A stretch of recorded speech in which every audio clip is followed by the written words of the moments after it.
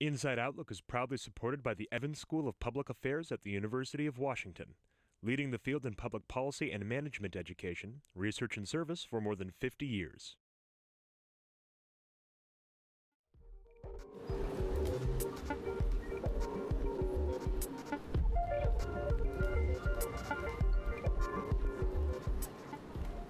Today we are at the campus of the University of Washington, where I attended school from 1996 to 2000. During that period, I paid $3,500 on average for the academic year. Times have changed considerably. Last year alone, tuition soared to $12,400 for the academic year. Soaring tuition is not unique to the University of Washington. It is being felt by students across the country and has profound implications for both the individual and the economy at large. What is driving these tuition increases, and what can be done to stymie this trend? What can we do to ensure affordable access to higher education for future generations? Today on Inside Outlook, we will address these questions and focus in on rising tuition here at the University of Washington. I'm your host, Gavin Sullivan. Stay tuned.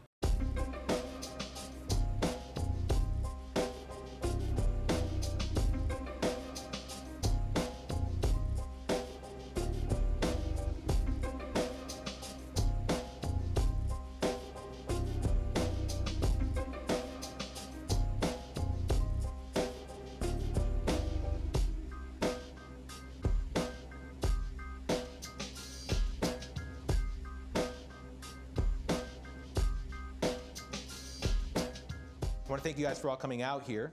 As you know, we're here to discuss higher education and some of the barriers that exist to accessing higher education. I just wanted to start off with cost. According to the College Board's report on trends in college pricing from 2008 to 2014, Washington's average in-state tuition increased by $4,085 in inflation-adjusted dollars, second only to Arizona in the United States. Why? Part of that, of course, is the recession that took place in 2007. About that time, Washington State provided about 65% of the tuition, and the parents picked up about 35%, or the student. That's been reversed post-recession. It's actually the opposite right now, where the student is picking up roughly 65% of those costs, and the state about 35%. So when that flipped on families and the universities were allowed then to increase tuition. So to put a little sharper point on that, it really is a case of the state making an active decision to disinvest from public higher education, which is unfortunate. I mean, what's the first impact that has when tuition increases on that scale? What's the immediate impact that it has for access to education? Well, the first thing I think it does is it makes the prospect of post-secondary education a daunting prospect. Students don't necessarily see themselves as college students because they don't think that they'll have the funds to get there. And it also produces an immediate sense of urgency and tenseness in terms of families, because they're trying to figure out, how am I going to be able to send my child to college? Students that are from low-income households get cut off when tuition rises like so much, and ultimately that works to perpetuate the income inequality gap, because in order to get a higher paying job you need a college tuition, so those people don't have access to that. I think one of the hidden problems are the would-have-been students. So these are students, both low-income and middle-class students, who would have gone or would have applied to the University of Washington or Western, but for the tuition itself. The sticker price is just so daunting that they will turn away and not proceed into college. Well, I think we also have to change our mindset around whether or not education or post-secondary education is a public benefit or a private benefit, if it's a public good or a private benefit, and it really is a public good. This is not something that we're saying, this is a luxury. The most important thing for me, I think the buzzword usually is, middle income and the middle class, but for me, it's not just the middle class, it's the lower income families and the people who don't have the resources, or even the resources at home, and the knowledge that's needed to apply yourself and to even apply for school when you qualify for school. We can't let our universities become trade schools deluxe. No. We need to understand that we need to produce civically minded individuals, as well as economically competent people who can be good workers. Nationally, the debt load is about $1.2 trillion right now. And that's going to have a huge dampening effect going forward for mortgages, investment in the economy, retirement, my participation in the economy so I can give back in terms of a tax base. We really have to reduce the debt load. How did we get here? I mean, again, I'm asking these naive questions, and I apologize, but I mean, You're saying, how did we get to this how did we get to this situation point? I mean, where we're dependent when I upon was at student University of debt? Washington, again, full disclosure, I mean, it was 96 to 2000, and I remember I was paying, I think it was about $1,500 a quarter for tuition. So when And I apologize, because I know that No, sounds absurd, but it's true. I mean, if you step back to, say, 1980, okay, the state paid for about 80% of the total cost of education, and tuition was 20%. When I graduated from Evergreen State College in 1977, my tuition for that year was $1,500 in today's dollars. Wow. Wow. $1,500. Community college now is $4,000 in today's dollars. So, but that's because the state was heavily investing in higher education, and it was seen as a public good. In fact, if you read some of the legislation that's passed, it was quite explicit that higher education was to be made available to all citizens in the state of Washington. We have gradually moved away from that. So, for example, now University of Washington tuition is about 650% of what it was in 1977, 650%. How is that politically acceptable? I mean, is it that there isn't enough voice demanding that tuition comes down? I mean, what's causing this continued increase? I think also students, we don't have a voice in these tuition increases. We're not included in the decision making. And you know, I've sat in on Board of Regents meetings like filled with angry students and seen them unanimously vote the tuition like increase by 23% without considering what kind of effect this actually has on students. But the problem with having students involved is that they're a transient group.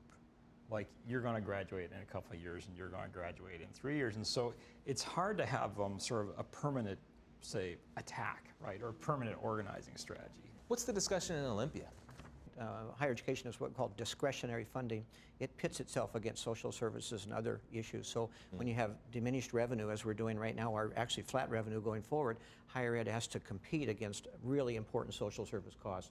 And that makes it really, really tough out there because no one is going to give up a prescription for a higher ed diploma. I haven't spent a lot of time in Olympia, but the sense that I get from those that have is that higher education have, we're not talking about a Democrats or Republicans issue. This is there's a lot of broad bipartisan support for this.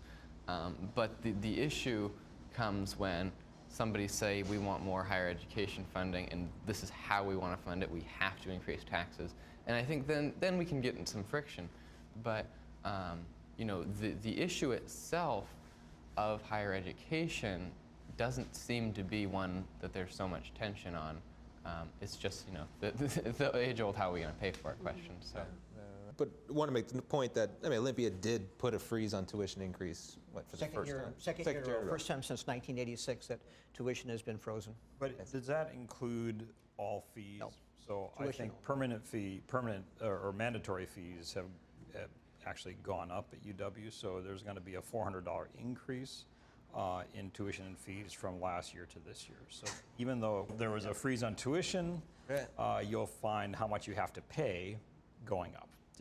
I think it's important for people to realize. Yeah. And if I could just add that all of these issues are exacerbated for vulnerable populations of students like foster youth who do not have families of origin that they can rely on, whether it's about guiding them to college or through college, but especially for resources.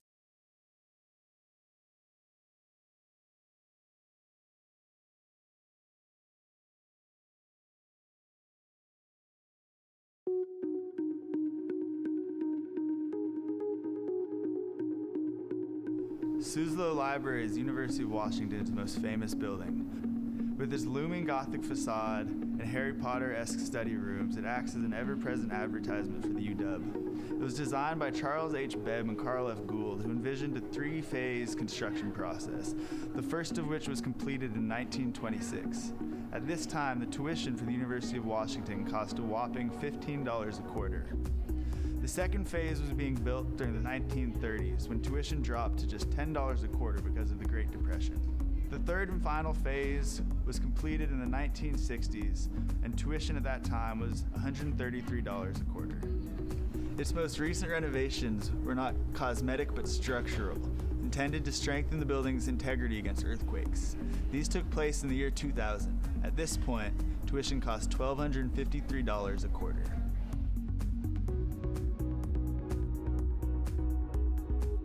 William H. Gates Hall and its glass walls are home to the UW's Law School. In it, you can find the largest legal library in the Pacific Northwest. It was built in 2003, and at that point, tuition cost $1,656.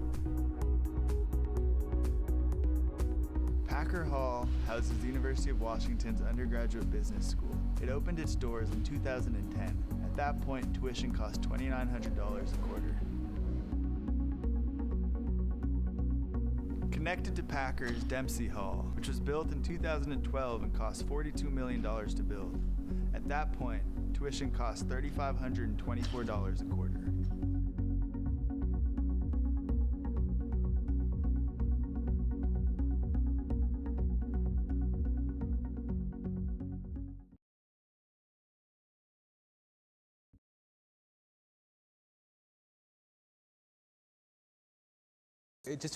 One of the statistics I was reading was just, in not having to take on debt. Like Right. if you're in the position to be able to fully pay your tuition, you're in essence getting your tuition at a discounted rate in comparison with all your peers. I mean, your guys' peers. I mean, when you're leaving college, there's got to be now a greater anxiety of how you're going to start to pay off a debt.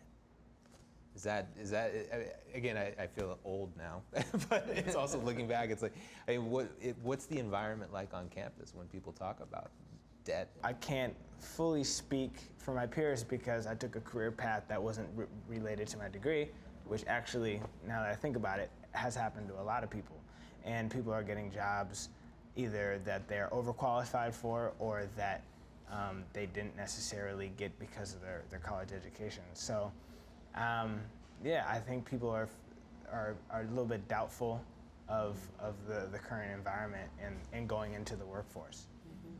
I think that's like a doubt that extends to everyone, but people who are graduating with debt have a lot more anxiety just because they kind of have a lot more to lose if, they're not able to find a job. I have a friend who graduated with a lot of debt, and, some people don't graduate with debt and they can take a low-paying internship, something that's in their field, and then other people don't, and they have to take the first job that comes. And my friend's she's working 2 different jobs to pay off her debt, and she really wants to go to graduate school, but she can't because she needs to work, right? And so I think students have to put their lives on hold, to pay off their debt, which is really, really unfortunate. And a lot of them are barred from pursuing even higher education if they want it. Students don't even know what their debt is going to look like when they graduate. They don't know what they're going to be paying per month. They don't know how long they're going to be paying it. They're not even really quite sure. They might know what their present value is, but there is so much just misunderstanding, lack of understanding about what the implications of what they've sort of done to themselves, had to do themselves, what that's going to be. And so financial aid literacy is a huge missing piece here as well. There's this idea that the cost of higher education has gone up a lot, but if you look at our state and you look at our public institutions, it's actually gone down over the last 20 years at the University of Washington and the community colleges and the four-year colleges, so that the total cost, which is the state portion and tuition, has actually dropped. So I get a little bit nervous when people talk about more efficiencies when actually the total cost has already dropped. And I think that that's seen as that's looked to as a problem where it helps us to avoid the real problem, which is the underfunding. Yes. The reality is that not everybody can go to a University of Washington, Washington State University, Western. There's not enough space, let alone money, and we need to be sending people to the community colleges who otherwise wouldn't be getting higher ed, and those people then have an opportunity to transfer to a four-year degree. Alabama, and I don't know if you guys know this, if you get a C+ average in high school, you get a free community college education in Alabama. So if they can do it, we can do it. You know what I mean? I think that if we put more energy towards that, I think that the general public would be in a better place. If you think the access issue is a problem, the completion issue is even more of a problem. And that's where we really want to have the rubber meet the road. I mean, I think we're doing a better job in terms of giving students access, and I believe the community colleges certainly also serve as a lever for access. But the completion issue is a whole separate conversation because students are seeing college as a daunting proposition. A lot of it does go back to cost. It goes back to competing demands, having to support a family, having to work 40 hours and attend class. I mean, so you're talking about students serving as full-time employees while they're in school, and that is going to have be a real challenge for students completing college. Issue, you know, UW is not prioritizing lowering tuition. It's not a priority. If it was a priority, we wouldn't be seeing these increases that have been happening, like the double-digit percentages. I'm a little bit uncomfortable when you say something like UW isn't prioritizing having low tuition when there have been clear, strong commitments made to increase efficiency, and I think that at every level of the administration and the staff and the faculty, there's a strong commitment to doing what they can to keep college affordable. And I think by incriminating the administration, the regents, et cetera, we do sort of take our eye off the ball of the state disinvestment that I think has been a large part of the conversation up to this point. So, as students, we are doing this from the inside. Like, you know, we're part of this university. We make this university, and it is true, though, that we sat in on those meetings with the Board of Regents. They did not listen to us, and like I said before, students do not have a voice in this issue. And it is true, though. You were saying that people want to make it affordable. The truth is, it's not affordable for a lot of people, and a lot of people are being cut out, and that's not something that some students can wait for. Pay it forward. Let's talk about this. So Pay It Forward works like this, that you go to school tuition free. After you graduate, you contribute a predetermined percent of your income for a predetermined number of years to a public higher education trust fund. For the University of Washington, that would be about 4% for 20 years. For community college, it would be about 1.5% of your income for 20 years. That creates a pool of money that enables the next generational cohort that same tuition-free access to higher education, and then they're wrapped into Pay It Forward so that their contributions go into this public higher education trust fund, and it becomes this sort of intergenerational, building this intergenerational community of responsibility that is not a debt instrument. It doesn't bind a graduate with debt. It is not a debt obligation. It's more of a social insurance program. So now, it's not all just magic, right? I mean, what's expensive about this are the transition costs, right? We have to pay for those first cohort of students who are benefiting from this. How would that influence, current debt? I mean, still we have $1.2 trillion in student debt outstanding. Would there be any aid offered there? It does sort of go, it is a systemic answer to future debt. Right. It doesn't really address current debt. Although we have developed models where you could actually trade in your current debt for a Pay It Forward stream of payments. But that's a little bit, that's in the development stage right now. So. Fair enough. Have to get out into the real world and pay, are deferring and forbearing for years and years and years. And what's happening is that interest is being capitalized at such a rate that by the time they look up, they're owing $150,000, $200,000, and they don't have income to match that sort of debt. And so again, with this sort of proposition with Pay It Forward, that eliminates that fear that students have to even begin to repay the loan because they see it as something that's insurmountable. And so now they get into the groove of, okay, I can pretty much, this is something I can control, I can manage. And so we really want to move toward that model as opposed to this balloon payment that you're going to have somewhere down the road.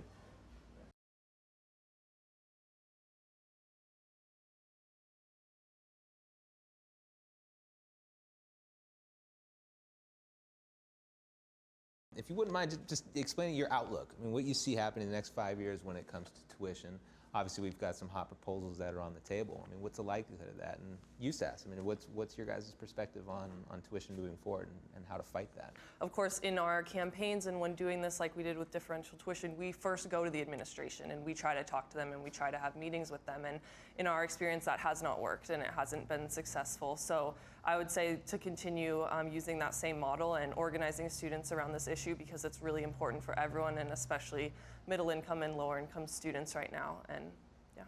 Great. I think we have a number of opportunities, and I agree with you. I don't think students should be polite anymore.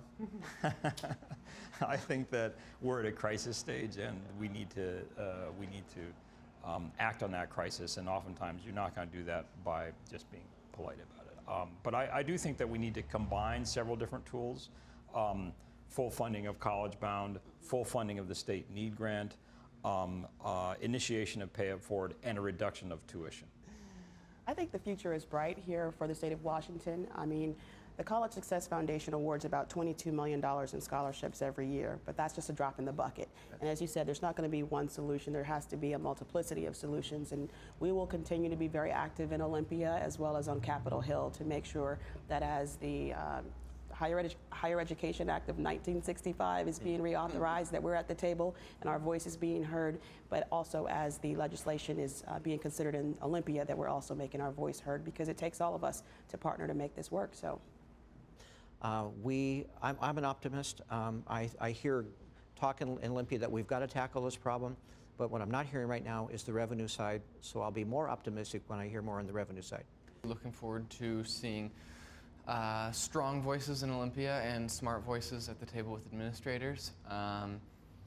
We do reject the high tuition, high aid model because there's just so much that can go wrong there. I think that there's a lot of good advocates here and elsewhere, and so I'm excited to see where it goes. Good. Excitement's good. Well, thank you guys very much for Thank you. spending your day here with us and sharing your opinions. It's very much Is it a wrap? It is a wrap. I've been dying to hear that. Yeah, exactly. Thank you very much. Yeah.